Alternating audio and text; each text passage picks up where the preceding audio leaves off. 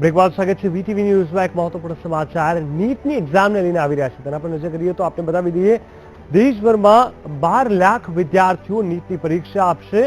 ગુજરાતના 69,000 વિદ્યાર્થીઓ આ પરીક્ષા આપવા જઈ રહ્યા છે ત્યારે ખાસ કરીને ગુજરાત બોર્ડના 66,000 વિદ્યાર્થીઓ તેમાં પરીક્ષા આપવાના છે નીટની પરીક્ષાની જો વાત કરવામાં આવે તો સીબીએસઈ બોર્ડના 3,000 વિદ્યાર્થીઓ પરીક્ષા આપશે એ સિવાય બીજા 66,000 જીવીએસસી બોર્ડના છે મેડિકલમાં પ્રવેશ માટે લેવામાં આ નીટની પરીક્ષા લેવામાં આવે છે અને નીટની પરીક્ષાની જો વાત કરવામાં આવે તો કુલ દેશભરમાં 12 લાખ વિદ્યાર્થીઓ તેની પરીક્ષા આપશે તો આ 12 લાખમાં ગુજરાતના 69,000 વિદ્યાર્થીઓ છે અને ગુજરાત બોર્ડની વાત કરવામાં આવે તો 66,000 અને સીબીએસઈની વાત કરવામાં આવે તો 3,000 વિદ્યાર્થીઓ નીટની પરીક્ષા આપશે દેશભરમાં આ પરીક્ષા આજે શરૂ થવાની છે ત્યારે કુલ લગભગ મેડિકલમાં પ્રવેશ માટે જ્યારે આ નીટની પરીક્ષા લેવામાં આવે છે તો દેશભરમાં લગભગ 12 લાખ જેટલા વિદ્યાર્થીઓ નીટની પરીક્ષા આપશે ઉલ્લેખનીય છે કે અગાઉ નીટની પરીક્ષાને લઈને ઘણા વાદ વિવાદ થઈ ચૂક્યા છે અને આ સિવાય ઘણા બદલાવ લાવવાની પણ વાત કરવામાં આવી છે ત્યારે અનેકો પ્રશ્નોની વચ્ચે હવે જ્યારે આજે નીટની પરીક્ષાની શરૂઆત થઈ ગઈ છે ત્યારે વિદ્યાર્થીઓએ તડામાર તૈયારીઓ કરી છે કારણ કે મેડિકલમાં પ્રવેશ માટે આ પરીક્ષામાંથી સારા માર્ક્સે પાસ થવું ઘણું જરૂરી મનાય છે નીટની એક્ઝામને લઈને આ પહેલા પણ ચર્ચા થઈ ચૂકી છે કે ગુજરાતીમાં લેવાવી જોઈએ અંગ્રેજીમાં લેવાવી જોઈએ વાલીઓ માટે શું તકલીફ હતી નીટની પરીક્ષાને લઈને કયા પ્રકારનું સરકારે સોલ્યુશન લાવ્યું છે જે ઓવરઓલ મેડિકલની એન્ટ્રી માટે જે કોમન એક ટેસ્ટ રાખવામાં આવી છે તેમાં શું જરૂરી છે શું નથી કયા પ્રકારના બદલાવ આવવા જોઈએ કેટલા અંશે એક્સેપ્ટેબલ છે ગુજરાતની અંદર તે તમામે તમામ વસ્તુ પર અનેકો વાદ વિવાદ અને ચર્ચાઓ થઈ ચૂકી છે ત્યારે તમામની વચ્ચે આજે હવે જ્યારે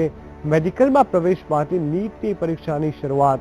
થઈ ગઈ છે આલમની સાથે જોડાઈ ગયા છે અમારા સંવાદદાતા નરેન્દ્ર રાઠોડ નરેન્દ્ર જણાવશો દેશભરમાં 12 લાખ વિદ્યાર્થીઓ હવે જ્યારે નીટની પરીક્ષા આપવાના છે ત્યારે કેવા પ્રકારની ગુજરાતના તમામ વિદ્યાર્થીઓની તૈયારી છે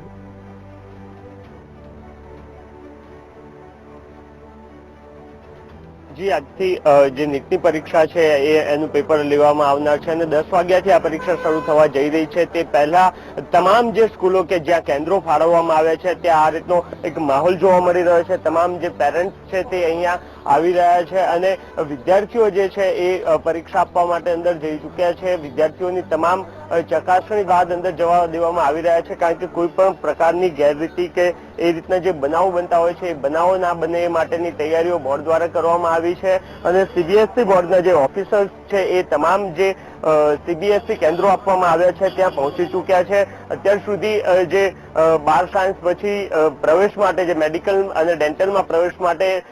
અન્ય પરીક્ષાઓ લેવામાં આવતી હતી અને સુપ્રીમ કોર્ટના ચુકાદા બાદ આજે પ્રથમવાર નીટની પરીક્ષા લેવામાં આવી રહી છે અને અત્યાર સુધી જોવામાં આવતું હતું કે જે તે યુનિવર્સિટી અથવા તો જે તે બોર્ડ છે એમના દ્વારા પરીક્ષા લેવામાં આવતી હતી અને આજે પ્રથમવાર જ્યારે આ નીટની પરીક્ષા લેવામાં આવી રહી છે ત્યારે વાલીઓ પણ આપણી સાથે છે એમની સાથે વાતચીત કરીએ કઈ રીતનો ઉત્સાહ છે અને કઈ રીતની ખાસ તો તૈયારી કરવામાં આવી હતી. આવું પાટણથી આવું છું અરવિંદસિંહ રાજપૂત મારું નામ છે ને મારો જે બાબો છે એ છેલ્લા 2 વર્ષથી 11માં જયારે એડમિશન લીધું એ વખતે તો કઈ નીટ હતી નહીં નીટ યુજીનું જયારે સુપ્રીમ કોર્ટ દ્વારા ડિસિઝન આવ્યું ત્યારે છેલ્લા 1 વર્ષથી આ જે નીટની પરીક્ષામાં જે વિદ્યાર્થીઓ ગુજરાત બોર્ડના બેસી રહ્યા છે સખત સર એમને પરિશ્રમ સખત કર્યો છે પણ એ લોકો માટે જે ગવર્મેન્ટે જે હેરાનગતિ કરાવી છે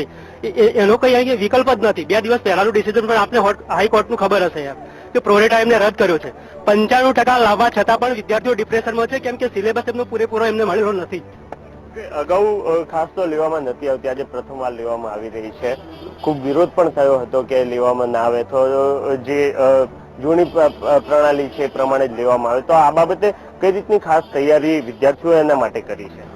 છેલ્લા 37 દિવસથી હું પાટણ છોડીને મારા ફેમિલી સાથે 2 દીકરી અને દીકરા સાથે અને મારા મિસિસ સાથે અહીંયા આગળ એક પર્સનલ ઇન્સ્ટિટ્યૂટની અંદર કેમ કે પાટણની અંદર ત્યાં આગળ નીટ માટેનું કોઈ પ્રોવાઇડેડ કોઈ સાહિત્ય હતું નહીં એટલા માટે અમદાવાદ આવવું પડ્યું આર્થિક રીતે સામાજિક રીતે બૌદ્ધિક રીતે અને માનસિક રીતે કેટલું સહનશક્તિ કરવી પડી હશે સુપ્રીમ કોર્ટનો જે ચુકાદો છે કાબિલે દાદ છે પણ 2 વર્ષ માટે એમને જો લેટ કર્યું હોત તો ખૂબ સારું હતું એમ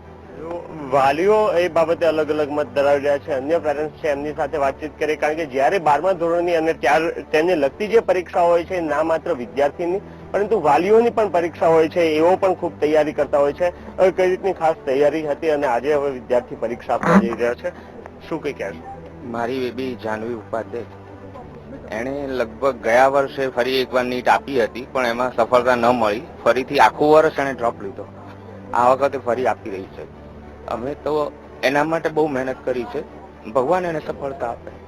એવી અમને આશાઓ છે. અને એણે જે મહેનત કરી છે, બોર્ડના ધારાધોરણ અને બોર્ડે જે પ્રમાણેની ગાઈડલાઇન્સ આપી છે, બોર્ડે જે બુકલેટ છાપીને આપી છે, એ બુકલેટ પ્રમાણે જો ફરીથી પ્રશ્નો પૂછાય તો યોગ્ય છે. નહીતર શું થશે કે કેન્દ્રીય CBSE ના લેવલે પરીક્ષા લેવાશે અને એમાં જો ગુજરાત બોર્ડના પ્રશ્નો અથવા પાઠ્યપુસ્તક મંડળે જે રજૂ કરેલી પુસ્તિકાના બહારના પ્રશ્નો આવશે તો બાળકો ફરી ગૂંચવાશે અને ફરીથી ગુજરાતના બાળકોને અન્યાય થયેલો દેખાશે. એ તો આજે 12:30 પછી પેપર જ્યારે બહાર આવે ત્યારે જ ખબર પડશે કે બાળકોને કેટલો અન્યાય થયો અને કેટલું ગુજરાત બોર્ડને સફળતા મળી છે. તો અભ્યાસક્રમની વાત હોય કે અન્ય બાબતો હોય, કારણ કે ગયા વર્ષે જયારે નીટની પરીક્ષા લેવા માટેના જે આદેશો આવ્યા હતા ત્યારબાદ અલગ અલગ જે વાલી મંડળો બનાવીને અથવા તો જે જૂથો બનાવીને આ બાબતનો પ્રતિક્રિયાઓ આપવામાં આવી હતી, કારણ કે જે પ્રિપેરેશન હોવું જોઈએ એટલું પ્રિપેરેશન જોવા નતું મળી રહ્યું અને એના કારણે ચાહે વાલીઓ હોય, શિક્ષણવિદો હોય અને શિક્ષણ સાથે સંકળાયેલા જે વ્યક્તિઓ હોય તેમના દ્વારા આ બાબતને લઈને પ્રતિક્રિયાઓ આપવામાં આવી હતી. પરંતુ આજે જયારે પ્રથમવાર આ પરીક્ષા આપવા માટે બાળકો જઈ રહ્યા છે ત્યારે ખૂબ એક ઉત્સાહ જોવા મળી રહ્યો છે, કારણ કે આ જે પરીક્ષા છે એમાં જે એમના પર્સન્ટાઇલ આવશે અને એના થકી જ એમનું જે ભવિષ્ય છે એ નક્કી થનાર છે. જી, સમગ્ર માહિતી આપવા માટે ધન્યવાદ નરેન્દ્ર. તો ચોક્કસથી આપણે જોયું કે વાલીઓ હજુ પણ ક્યાંક ને ક્યાંક કોઈને કોઈ રીતે ચિંતામાં છે, કારણ કે સિલેબસને લઈને અચાનક જે આ નિર્ણય લેવામાં આવ્યો છે તેને લઈને થોડી અસમંજસ છે. પરંતુ આ તમામની વચ્ચે તમામ વિદ્યાર્થીઓ પોતાની મહેનત સાથે આ પરીક્ષા માટે આગળ વધી રહ્યા છે.